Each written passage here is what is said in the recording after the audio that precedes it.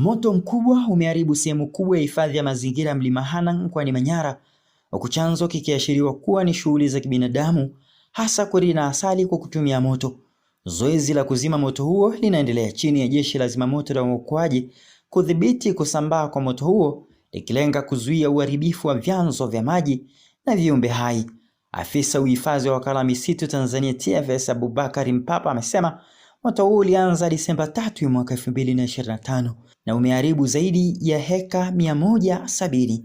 Kaimu kamanda wa Jeshi la Zimamoto na Uokoaji Emmanuel Kiabo amesema jitihada za kuzima moto zinaendelea ili kuzuia kusambaa kwa moto huo kwenye vyanzo vya maji na makazi ya watu jirani na mlima huo. Mkuu wa Mkoa wa Manyara Queen Sendiga ametoa wito kwa wananchi kuepuka shughuli zinazoweza kuharibu mlima, ikiwemo kurina asali kwa kutumia moto na uvutaji wa sigara. Hii ni